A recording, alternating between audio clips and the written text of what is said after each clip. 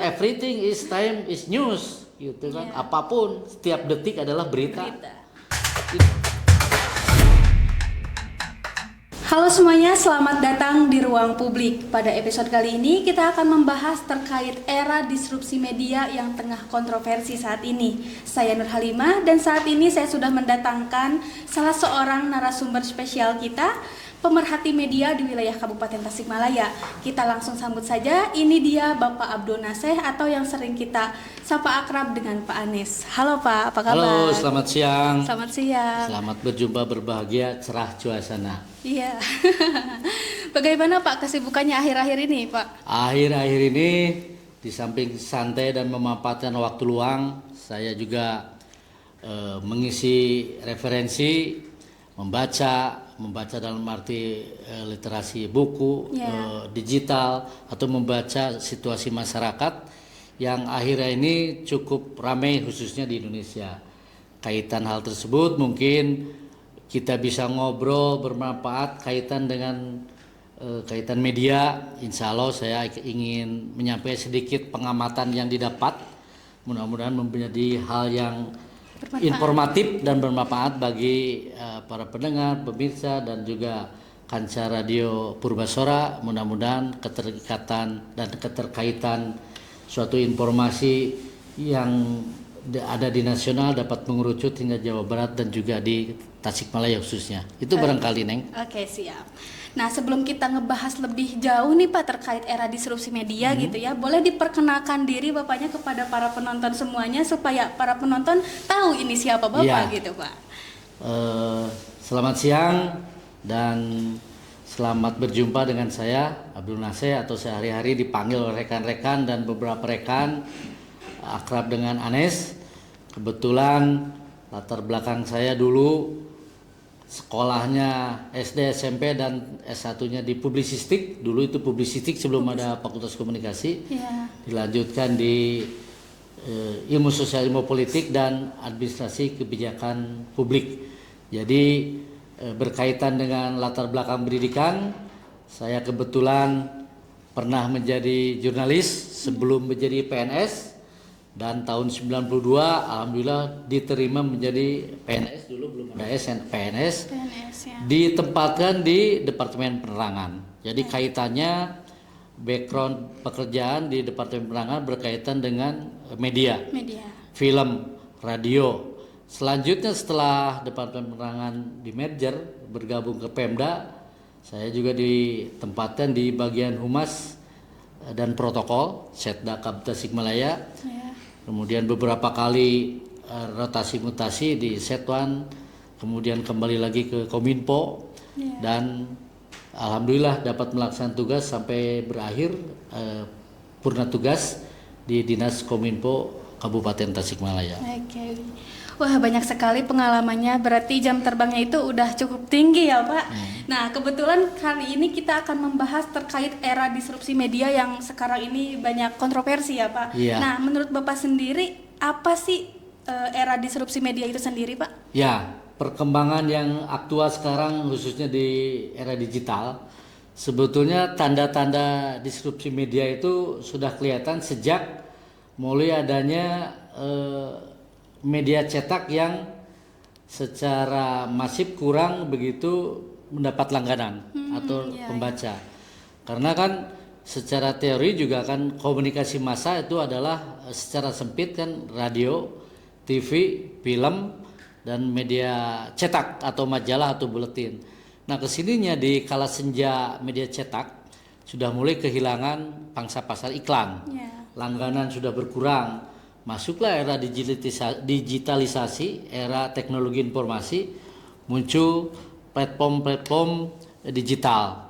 Nah, mulai terkikis itu, mulai pergeseran media massa itu tidak fokus ke bioskop, mulai terkikis bioskop. Kemudian media cetak mulai terkikis, media cetak kurang langganan dan pemasukan kalah dengan newspaper, surat kabar elektronik. Jadi kan lebih simpel, pembaca tidak usah banyak membuka halaman, tetapi disodorkan secara digital mulai perkembangan teknologi gadget yang digenggam oleh masing-masing orang secara personal. Duniamu ada di genggamanmu, tinggal satu klik membuka apapun, baik yang sifatnya entertain, yang sifatnya pendidikan, yang sifatnya politik atau informasi apapun dalam satu genggaman seseorang melalui gadget atau melalui HP yang dimiliki, itu dapat memberikan suatu informasi yang instan. Nah, di situ mulai perkembangan media cetak, majalah, kemudian surat kabar, baik harian maupun mingguan agak tergerus. Sedikit ada erosi perkembangan minat pembaca dari yang sifatnya literasi cetak ke literasi digital. Selanjutnya yang cukup mengkhawatirkan juga pada saat ini munculnya televisi swasta bersaing dengan TVRI yang pada saat itu milik pemerintah. Kemudian itu dulunya TVRI kan milik pemerintah yang secara koordinasinya ada di Departemen Penerangan. Kemudian muncul regulasi, muncul TV swasta yang bernama RCTI, SCTP, Indosiar dan lain sebagainya. Mulai terdapat suatu kompetisi itu dari segi penyajian yang lebih soft, yang dari swasta itu lebih soft. Jadi televisi juga agak tergerus, pangsa penontonnya, pemirsanya itu bergeser ke arah yang lebih lembut, penyampaiannya lebih santai, penyampaiannya lebih inovatif dan juga tidak kaku lah, fleksibel. Nah, itu tergeser juga televisi. Kemudian radio itu kan dulu RRI juga sama, itu milik pemerintah. Nah, di radio juga bermunculan lah, terutama di kota-kota besar kanalnya kan sudah penuh semua. Nah, semua jadi radio swasta itu mengimbangi radio-radio pemerintah. Jadi malah lebih cair lah suasananya. Penyiarnya lebih muda, gaya bicaranya lebih renyah. Berarti itu tantangan pertama. Iya, tantangan pertama bagi penyiar radio kan penyampaian penyiar dulu kan resmi. Siaran berita ataupun lintasan yang sifatnya pemerintahan. Kesininya radio kan bisa liputan langsung, on the spot, kemudian on air segala macam, era podcast dan lain sebagainya berkembang ke sini. Dan selanjutnya mengarah ke era digital juga sekarang mengalami suatu sedikit pergeseran disrupsi media yang walaupun memang masih digital, tetapi bagi media-media yang mainstream juga agak tergerus. Karena apa, sekarang kan dihadirkan digital, kembali lagi ke era digital itu di AI. Ya, lebih kompleks. Kita mencari informasi dulu kan yang diandalkan adalah Google. Sekarang ada yang lebih besar lagi. Vocabulary atau penyiapan berita ataupun informasi yang dibutuhkan kita dalam hitungan 1 detik itu bisa tersampaikan informasi, walaupun tidak merupakan suatu kegiatan yang informasi itu dianggap soheh secara 100%, tetap harus ada pembanding dari sumber-sumber referensi atau informasi lain yang sifatnya instan. Nah, media sekarang kan disrupsi, banyak media mainstream saat ini yang porsi pendapatannya, tanda kutip pendapatan untuk hidup sendiri dia agak tergerus dengan adanya era digital sekarang. Jadi bukan karena medianya itu kalah oleh perkembangan teknologi secara langsung, karena dia juga media yang mainstream kan ikut mengikuti perkembangan era digital. Tidak stagnan ya Pak, tetap menyesuaikan. Tetapi tetap dia juga kalah oleh algoritma yang lebih instan. Dia diam tetapi dapat menunjukkan suatu informasi, dan perkembangan informasi di media itu lebih kompleks, lebih inovatif, lebih masif, dan juga lebih akuntabel. Beritanya apapun yang ada di dalam perkembangan media bersaing oleh dirinya sendiri. Entah sampai kapan, besok atau lusa malah ada ramalan AI akan mengalahkan lebih banyak daripada era digital yang sekarang. Berarti bakal lebih berat persaingan media menghadapi media itu sendiri. Media yang lebih modern, alat kecanggihan lebih maksimal, dan segala sumber daya oleh pemilik atau penggagas atau inovatornya itu dikembangkan lebih lanjut. Malah kita kan manusia dimungkinkan kecerdasan oleh berpikir kita kecuali rasa mungkin. Itu akan katanya itu menurut para ahli dan pengamatan di berbagai medsos akan bersaing ketat antara manusia dengan manusia buatan. Cara berpikir hanya kita mungkin manusia normal yang diciptakan oleh Allah Subhanahu wa taala, ada rasa, ada pikiran, ada cinta. Mungkin saja hal-hal seperti itu akan diciptakan personifikasinya di AI. Karena kan tidak menutup kemungkinan sekarang juga diciptakan robot-robot yang sudah bisa menyerupai manusia, walaupun kodratnya tidak akan sama dengan manusia ciptaan Allah Subhanahu wa taala. Karena punya rasa kompleks segala macam dan tidak ada gen, mungkin karena itu kan buatan manusia juga ada kelemahan. Tinggal kita menyikapi apakah kita akan stagnan diam di posisi sekarang ini atau kita akan mengikuti atau mengejar atau mengimbangi perkembangan zaman yang ada. Termasuk media. Apabila sekarang tergerus adanya disrupsi ataupun terkikis, itu insan media harus ikut berpikir, meningkatkan wawasan, meningkatkan kreativitas bagaimana cara mengimbangi perkembangan yang saat ini demikian dahsyat lah. Secara mendunia, secara mendunia tidak hanya Indonesia, kecil Indonesia itu negara-negara dikuasa yang teknologinya sudah maju juga, kecut juga sebetulnya. Tapi Pak, saya penasaran dengan kehadiran AI itu kan diciptakan oleh manusia, tapi kayak diciptakan untuk menyayangi diri kita yang menciptakan gitu lah. Nah, pandangan Bapak gimana gitu? Kayak gimana ya, kan AI tadi disebutkan ya bahwa sebentar lagi kayak bisa jadi akan menjadi super power yang bisa menguasai seluruh aspek kehidupan kita gitu ya. Kan AI itu diciptakan sama manusia tapi kok kayak dibikin untuk saingan gitu Pak. Bagaimana Bapak menyikapi hal tersebut? Itu sebetulnya teknologi yang dimiliki oleh manusia terus berkembang. Berkembang, kemudian pemikiran manusia kan ada hasrat. Hasrat, keinginan menguji diri sendiri sampai sejauh mana sebelum meninggal seseorang itu berpikir tingkat yang paling tinggi menciptakan suatu inovasi. Berarti kayak ngejar kepuasan dalam mengejar diri kepuasan karena ambisi idealis ambisi pribadi atau kelompok yang yeah. menciptakan AI itu ingin maksimal. Ini sampai sejauh mana penciptaan diri mereka bisa menyerupai manusia, walaupun menurut pendapat saya tidak akan bisa menyaingi manusia secara kodrati yang begitu sempurna. Karena ini teknologi AI diciptakan oleh manusia, mungkin kalau pendapat saya tidak akan sama atau melebihi. Pasti ada perbedaannya. Pasti ada perbedaan. Karena apa? Itu kan ada gaung dari pencipta bahwa ini akan begini, lebih tinggi segala macam, kan satu promosi, suatu publikasi, marketing bahwa ini akan menyanyi. Orang juga yang memegang informasi itu atau melalui gadget terpengaruhi kan, mencoba. Semakin banyak orang yang mencoba secara marketing, iklan, advertorial, dia masuk. Sebetulnya motif ekonomi juga mempengaruhi pada penciptaan AI ini. Ada hubungannya juga berarti. Ada hubungan, tidak serta-merta dia menciptakan apa keuntungan untuk dia menciptakan itu. Tetap aja akan mempertahankan hidup, survival supaya dia punya motif ekonomi, politik, juga mungkin income, kemudian karena tetap dia harus mempertahankan hidup. Hidup itu kan kompleknya di pembiayaan diri sendiri, aspek partisipasi ke negaranya atau partisipasi di kelompoknya, tetap ada motif-motif yang tersembunyi menurut saya.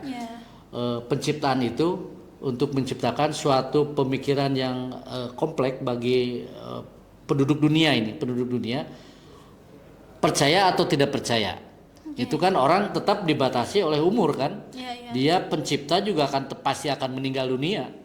Nah, dia sebelum meninggal dunia ingin ada melihat pencapaian hasrat dirinya, karyanya, syahwat dirinya, syahwat pemikiran dan kontemplasi mengenai utopia atau cita-cita dia sampai maksimal.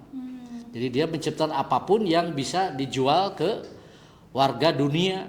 Kebermanfaatan. Di samping kebermanfaatan mungkin kita kan tidak tahu maksud tujuan asli dari itu, karena ini bukan pelaku, kita kan hanya pengguna, usernya saja. Betul. Sebetulnya kalau mau kita harus menggali juga latar belakang apa sebetulnya yang ingin dicapai oleh para pencipta AI. Tapi sejauh ini udah diketahui gak Pak secara garis besarnya gitu apa tujuan mereka? Secara garis besar kalau saya amati di berbagai platform dan juga informasi yang digali belum kelihatan asli dari pencipta AI atau ChatGPT atau di apapun kan sekarang di Instagram, di WhatsApp sudah ada di situ. Dia kan bersaing dengan diri sendiri, tetapi kan milik dia. Apapun yang dipakai, tetapi aja dia faktornya ke dia. Jadi keinginan para pencipta AI ingin ada banyak orang yang berkiblat kepada dia. Ya terlepas dari paham politik, akidah atau apapun, tetap kita sebagai pengguna harus tetap mencari referensi yang konsisten, tidak hanya terpengaruh oleh teknologi AI, termasuk media juga disrupsi. Kalau media disrupsi seperti ini kan dia kalahnya persaingan di bidang advertorial. Advertorial adalah uang adalah untuk hidup, survival si media tersebut. Jadi dia harus bersaing dengan diri sendiri juga sama. Berarti kayak kompleks sekali ya Pak? Kompleks, karena saat-saat sekarang kan ada beberapa yang muncul di permukaan, PHK di beberapa media televisi. Sekarang banyak sekali ya Pak. Sampai dengan reporter, wartawan segala macamnya dirumahkan. Kan motifnya ekonomi kesananya, tidak hanya senang dia keluar, tapi kan jati dirinya biasa ada penciptaan kreasi di bidang jurnalistik, tapi kesininya dia kan mandek. Dia menciptakan media tanpa tempat sekarang. Jadi aja juga bisa seperti ini podcast, tidak memerlukan studio yang besar. Dulu kan harus menciptakan studio radio LPPA, kita memikirkan antena, tower, mixer, mic besar, apalagi audio processor. Sekarang seperti podcast ini simple, praktis, ngobrol, speech to face communication, speak up-nya bebas tentang apa saja. Jadi masyarakat disodori dari ruang kecil tanpa tempat yang begitu permanen, tapi informasi sampai. Nah, kita itu lagi mengikuti teknologi seperti itu. Tanpa sadar kita kita ikut. Kalau tidak ikut, kita kan jadi ketinggalan zaman. Ketinggalan zaman. Terpaksa karena tuntutan orang. Kalau dia tidak ikut bergaul di lingkungan yang sedang terjadi, pasti ketinggalan. Contoh, saya tidak membaca IG hari ini beberapa jam, ngobrol dengan yang sudah membaca IG info terkini. Ngobrol teh bahasa Inggrisnya polohak-polohok kan. Jadi gak nyambung ya Pak? Tidak nyambung polohak-polohok. Karena apa? Everything is time is news gitu kan. Apapun setiap detik adalah berita. Informasi atau berita adalah mengurangi ketidaktahuan. Apabila kita tidak tahu, tidak mengetahui informasi itu, begitu ada ngobrol tentang sesuatu yang aktual, tentang misalnya info pemakjulan, bagaimana nih? Ternyambung ngobrol teh karena apa? Kita tidak tahu sebelumnya preferensi kita, frame of preferensi kita, ngobrol dengan orang yang lebih dulu mengetahui informasi lebih dulu, ketinggalan kita. Di bawah sama media juga disrupsi sekarang di dunia ya, di Amerika atau di mana, di Jepang sudah mulai teknologi AI dipakai. Indonesia belum sama sekali, tetap ketinggalan. Jadi akan bersaing dengan diri sendiri, dengan masyarakat dan dunia. Berarti dunia mungkin bersaing dengan akhirat mungkin. Kalau ada lebih jauhnya ya Pak? Iya, lebih jauh ini, tapi ini jobnya lah gitu. Nah, itu. Lalu terkait sekarang era disrupsi yang makin aur-auran gitu, semakin merangsek ke aspek kehidupan ya, Bapak melihat dengan kehadiran kecanggihan digital saat ini itu sebagai peluang, ancaman atau keduanya Pak? Sama-sama. Peluang bagi pengguna bisa meningkatkan kreativitas, menghasilkan cuan, menghasilkan suatu ide yang bagus, tapi ancamannya apabila kita kalah bersaing dalam suatu detik pun akan kalah juga dengan yang lebih update. Dengan lebih update, lebih bersaing kita kalah. Misal kita podcast 1 hari 2 atau 3 kali. Orang lain 1 kali tapi mendapatkan hasil iklan, uang, advertorial, bisa hidup lebih stabil. Segi equipment, peralatan lebih canggih segala macam, luas jangkauan, algoritma yang lebih bagus. Kemudian viewernya lebih responsif, like-nya lebih banyak, kemudian respon ditindaklanjuti, two-way traffic communication dilakukan, itu akan jalan. Jadi kita tetap bersaing dengan diri kita sendiri. Apabila diam, kesananya diam. Apabila kita kreatif, pasti kita hidup. Perubahan ya Pak? Perubahan, karena apa? Kalau kita diam saja 1 hari atau 2 hari, akan tergilas oleh perkembangan teknologi informasi yang demikian masif sekarang. Lebih canggih lah. Bahkan setiap orang juga dikatakan kalau misalnya kita pegang HP dan terkoneksi dengan internet, kita tuh bisa menjadi jurnalis dadakan ya Betul. Pak. Yang sekarang disebut tuh kayak citizen journalism. Nah, citizen journalism kan dia tidak perlu punya kantor berita, tidak punya kantor redaksi, dia edit sendiri, kreatif sendiri, dengan resiko sendiri, dia aspek hukum persnya dia kuasai sendiri, tahu. Dia bertindak sebagai pimpinan redaksi, sebagai pimpinan perusahaan, sebagai jurnalis, sebagai editor, sebagai dia newsgatternya. Dia sendiri, jadi kemampuan dirinya di-up. Bagaimana Bapak menanggapi hal tersebut? Jadi kayak ada beririsan sama jurnalis yang emang belajar sampai pendidikan yang tinggi itu kayak Iya, kan belajar gitu, learning by doing sepanjang masa ya, di mana saja boleh. Saya belajar lama, tetapi katakan kalah dengan yang sekarang belajarnya lebih sebentar tapi lebih kompleks. Bahkan banyak yang otodidak gitu belajar. Boleh otodidak. Pendidikan gitu ya Pak. Otodidak memang banyak sekarang karena apa? Keterpaksaan. Keterpaksaan menyaingi orang lain, diri sendiri harus up. Jadi otodidak, apapun yang orang lain bisa, kita harus bisa.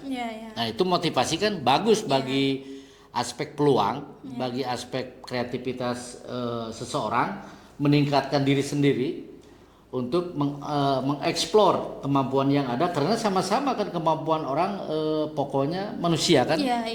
Pada dasarnya punya intelijensi, punya wawasan, punya kemampuan. Apabila di-up, kreativitas diri sendiri bisa muncul. Nah, di situ pembeda antara yang kreatif dan tidak kreatif, khususnya di bidang jurnalistik. Intinya ada seseorang ya, Pak. dulu pakem jurnalis 5W 1H kan sekarang di samping itu tambah hiburannya di tengah itunya boleh. Clickbaitnya juga ya Pak. Jadi tidak pakem itu tidak kaku sekarang. Boleh sambil heureuy begini ngobrol, ini jurnalistik. Apapun yang disebut jurnalistik kan catatan harian. Apapun yang jadi catatan diinfokan itu kan segi akta diurna dulu zaman Romawi kuno itu kan suatu kejadian raja, orang mencatat dibewarakan ini di Athena ada kegiatan A B C D, raja kan memberikan publisitas kepada orang-orang masyarakat yang disebut jurnali itu orang cikal bakal dari jurnalis adalah diurnali. Itu naskahnya adalah akta diurnali, akta catatan harian lah. Jurnal kan harian, catatan harian. Diary lah, jurnal, catatan harian. Jadi makanya surat kabar media dulu kan surat kabar harian. Kalau sekarang detik harian ini. Detik harian, karena per detik informasi per detik itu tidak masuk, harian lagi, tidak mingguan.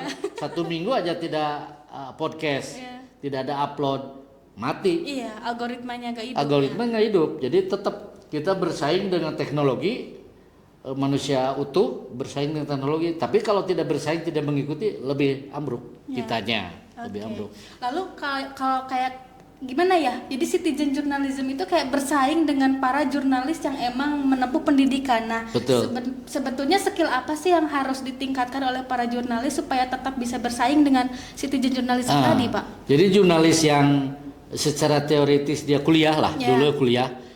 Teori dia punya dapat, praktek sudah. Dia tetap harus mengikuti perkembangan zaman dengan netizen yang lebih kreatif. Karena apa?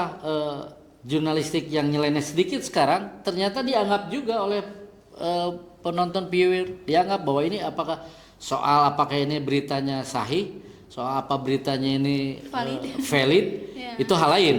Karena apabila seseorang netizen atau kreativitas seseorang dia menyajikan berita atau jurnalistiknya yang tidak valid, kan ditinggalkan. Benar ini mah sumbernya ditinggalkan dengan rugi sendiri dia. Membunuh diri sendiri, menggali kuburan sendiri. Apabila faktanya tidak diungkapkan secara jelas. Kita saja misalnya menonton beberapa kanal YouTube, antara yang faktual, antara yang sumber resminya betul, kredibel, narasumbernya betul, hostnya betul, segala macam linknya betul, kanalnya betul. Kita dapat membedakan mana yang hoax, mana yang faktual, mana yang ini benar-benar memberikan suatu pencerahan bagi penonton. Gitu. Jadi jurnalis lama yang sudah mempunyai teori tetap harus mengikuti perkembangan zaman, apalagi pesaingnya anak muda nih. Iya. Yang kreativitas intelijensinya lebih bagus, mungkin sekarang referensinya lebih banyak. Iya, iya. Jadi belajarnya lebih banyak. Jadi belajar lagi untuk lebih Ya, ditingkatkan. tetap learning by doing, belajar adalah sepanjang hayat. Lalu bagaimana cara masyarakat agar bisa membedakan gitu Pak, oh ini informasi beritanya kurang valid, ini kurang apa gitu, tidak kredibel. Nah cara perbedaan yang paling catching itu apa Pak? Bisa Gini, dilihat? narasumber dan hostnya. Apabila narasumber tentang aspek hukum atau politik, seseorang yang berbicara tentang politik misalnya, dia punya background di bidang politik, kan lebih kredibel dibandingkan dengan sarjana ekonomi. Iya. Pendalaman ilmu dan referensi dia akan lebih ini.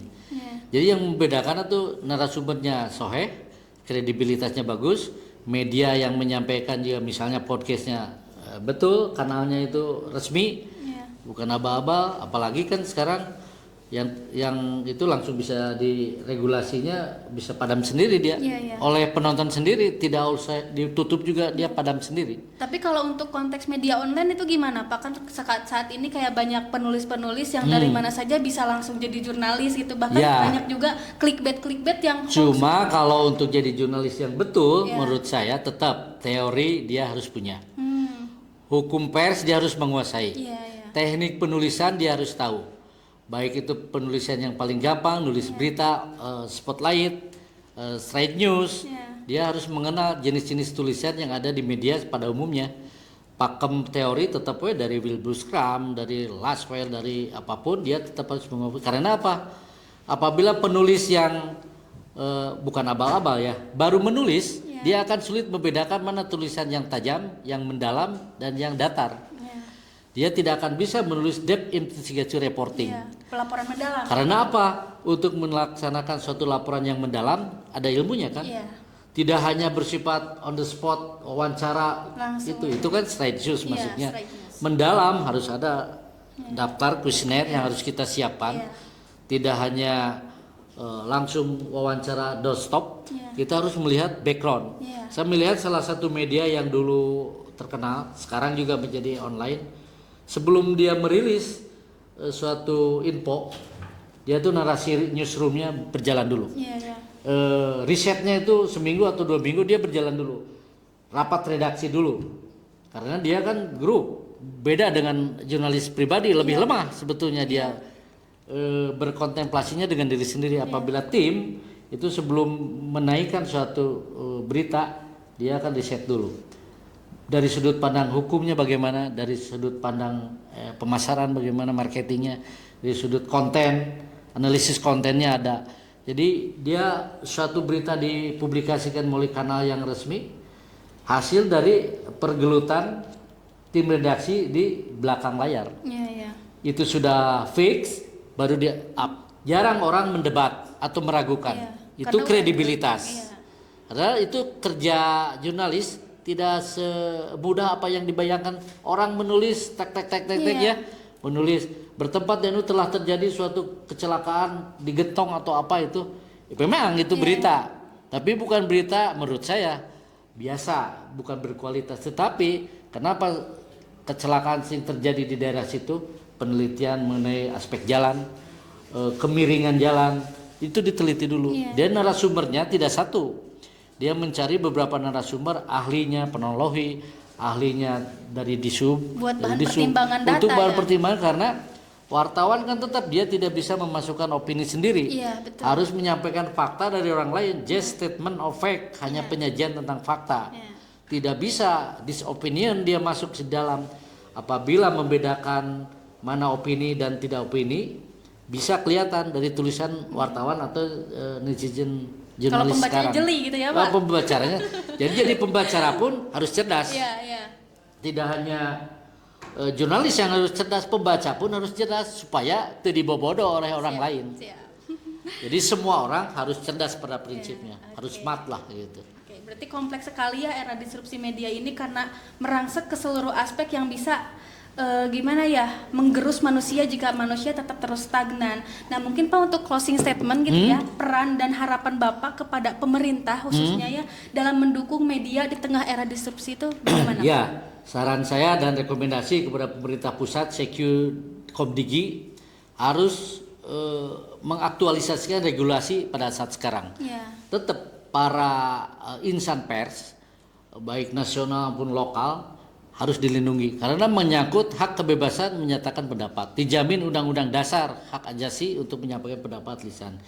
Itu wadah media mau konvensional, mau yang digital, mau yang AI, apun nanti ada yang lebih canggih lagi, pemerintah harus hadir memberikan suatu regulasi kepastian hukum, porsi-porsi mana saja ini porsi pemerintah, ini porsi media, ini porsi masyarakat, sehingga tidak ada yang dirugikan atas suatu konten berita yang disampaikan melalui kanal tertentu, sehingga masyarakat semakin cerdas.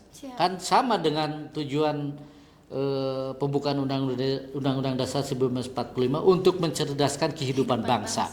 Itu rangka. Jadi antara insan media, kemudian pelaku media, pembaca, masyarakat, pemerintah, satu kesatuan. Dan satu lagi, sektor swasta harus hidup juga. Karena sebagai good governance harus ada satu kesatuan gerak antara pemerintah, sektor private, dan juga masyarakat. Tetap lingkaran kenegaraan kan unsurnya itu. Negara ada penduduknya, ada masyarakatnya, semua harus sejahtera, harus cerdas. Itu. Siap. Ya. Oke penonton, itu saja yang bisa kita bahas pada episode kali ini terkait era disrupsi media. Kita sebagai penikmat sekaligus citizen journalism dari era disrupsi ini, mari kita bijak dalam menggunakan media sosial. Sekian yang dapat kami sampaikan pada episode kali ini. Bapak, terima kasih banyak atas sama-sama waktunya. atas diberikan kesempatan. Semoga kedepannya kita bisa mengobrol lebih jauh lagi bisa lah. terkait hal Nanti lainnya. ngobrol yang lebih soft lah, lebih santai apa tentang lokal Tasik misalnya. Oke, kita siap. Senang lah. Memperpanjang kecerahan wajah. Jangan lupa untuk dukung channel ini dengan cara like, komen, dan subscribe. Terima kasih. Wassalamualaikum warahmatullahi wabarakatuh.